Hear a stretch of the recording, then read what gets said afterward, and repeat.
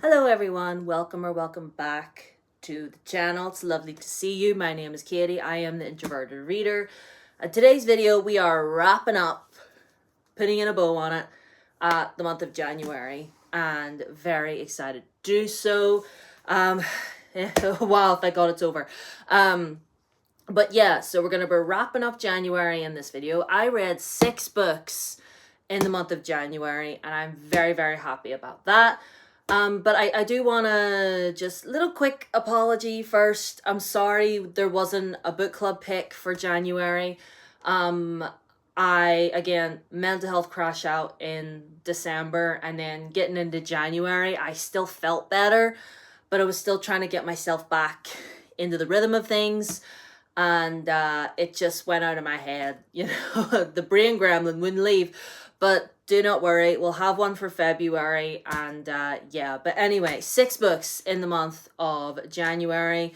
So the first 2 I actually read were ebooks. I don't have my Kindle anymore, you know that, but I have the Kindle app on my phone, so I read them that way.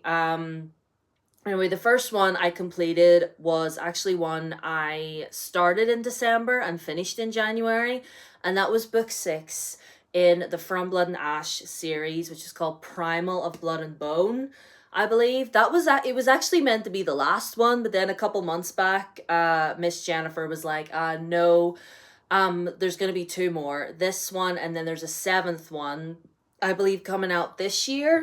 Anyway, before we carry on, let's hydrate. Sorry, my mouth got really dry there. Anyway, so yes, it's the 6th book in the series, and I've mixed feelings about it. I do, because now listen, you know, I used to be the biggest defender of this series, but after reading this one, I'm like, I kind of see what people are talking about.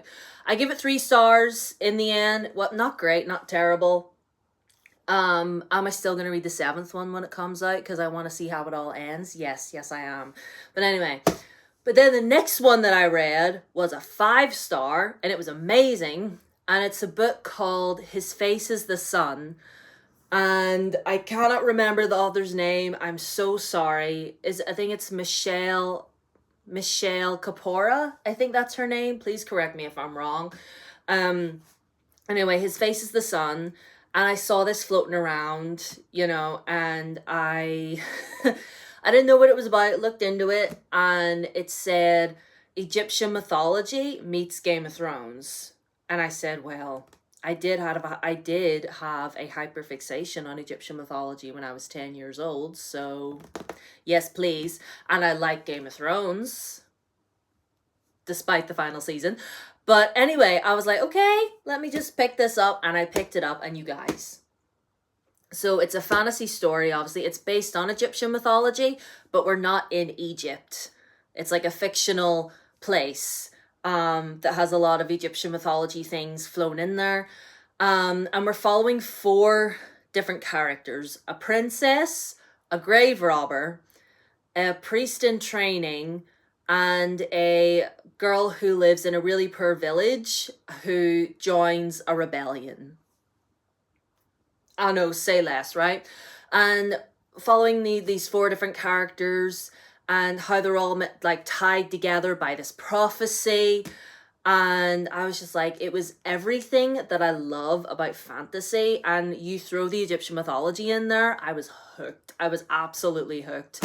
And the ending, don't get me started. The ending, don't get me started. Like, I was like, okay, I need the 2nd book, like, right now, please. So going from a 3-star to a 5 was great. But anyway, those were the books that I read digitally on my phone. Let's get on to the physical books right here. You saw one there, and it was Two Twisted Crowns by Rachel Gillig. The 2nd book in the Shepherd King duology.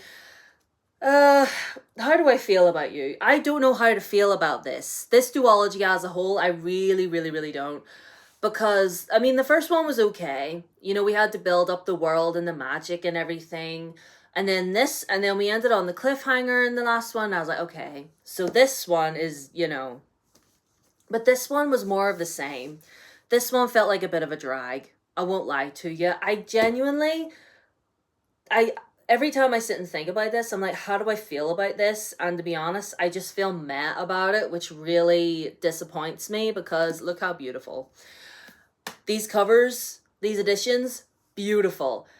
And and I guess maybe I put too much pressure on it to be good, but like again, it looks so dark and gothic and it had like everything I guess that I love in these types of series, but I don't know.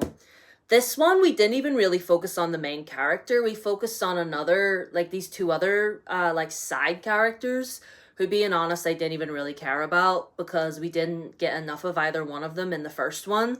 So I was like, why are we focusing so much on these two? And I just didn't care. I didn't care in the end. I mean, it was fine. It wasn't great. It wasn't terrible. But 3. 3 stars for you. And I'm disappointed, Rachel Kelly. I'm disappointed. The next one I read was, well, I completed the audiobook for The Shadow Cabinet by Juno Dawson, which I ended up giving 5 stars to because holy moly. Yes, this was a reread, and I think I gave it 4 stars on my initial, like, first reread, on my first read, but then I listened to it the second time, and I was like, wow, this is incredible. So if you love witchy, it's set within our modern world, but it does have, the, fantastical elements in it.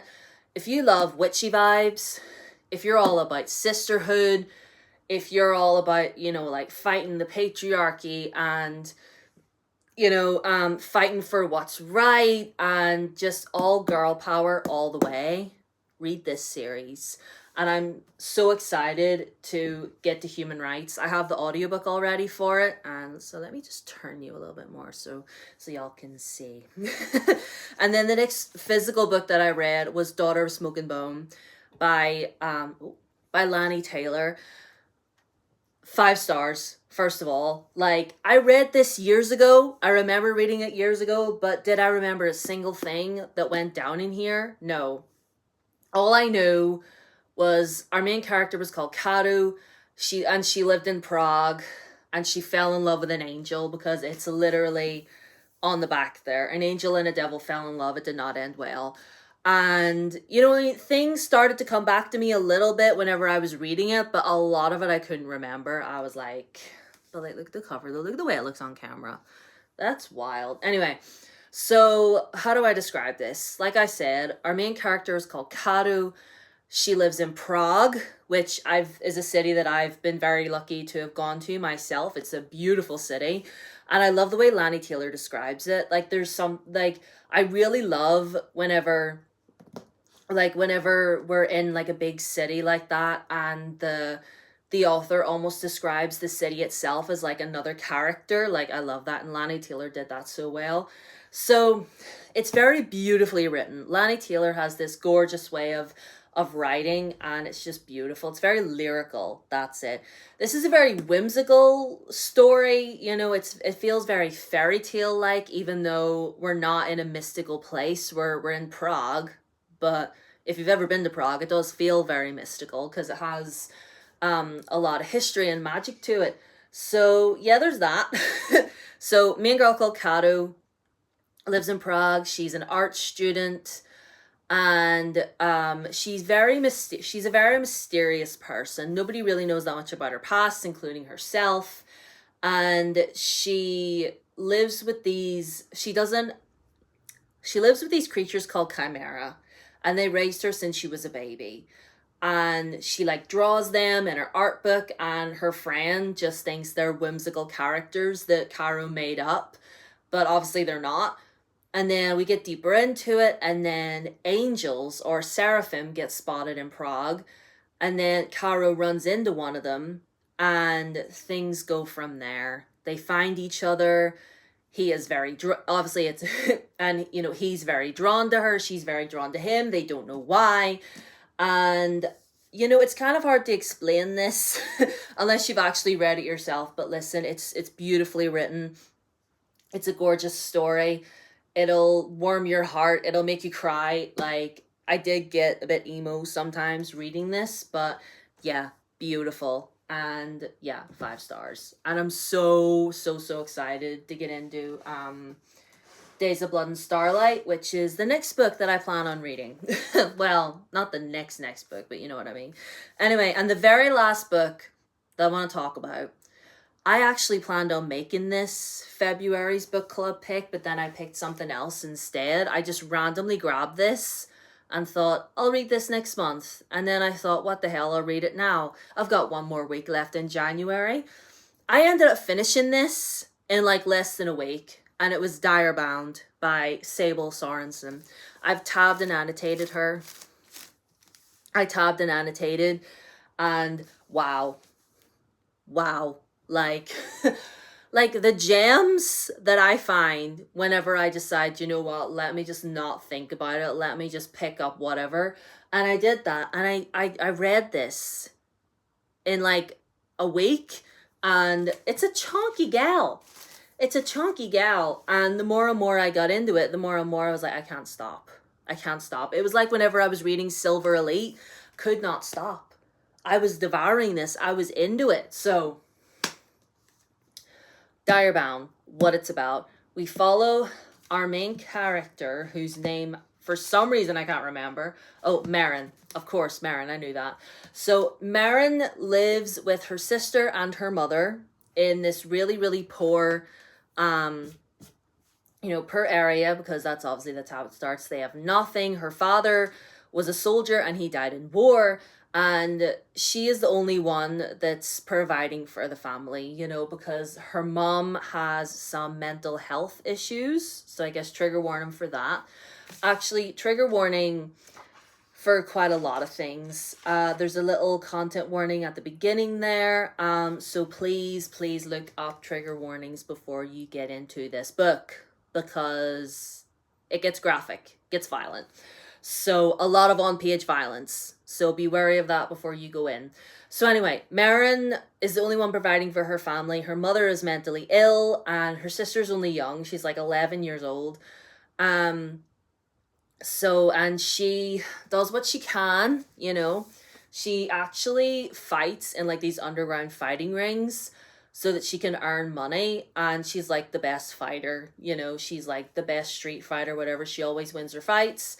And then her sister gets kidnapped.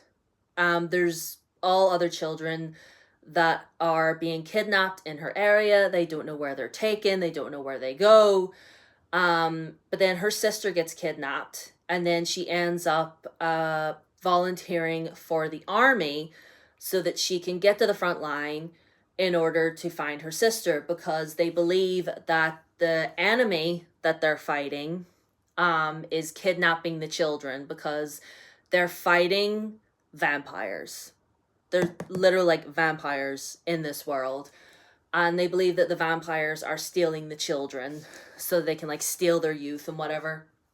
But then Marin ends up bound to a dire wolf, because in this world there are these elite soldiers that have these big giant dire wolves who they bond to and fight with, and they live in the lap of luxury, and everyone who's poor just despises them because they live in the lap of luxury. They have everything. She doesn't want to be bound to this wolf. She doesn't know why the wolf chose her, but then Marin ends up going through all the training, with like the wolves and all, and it goes from there. In the end, I gave this a 4.5 because it was so much fun. I was so engaged in the story.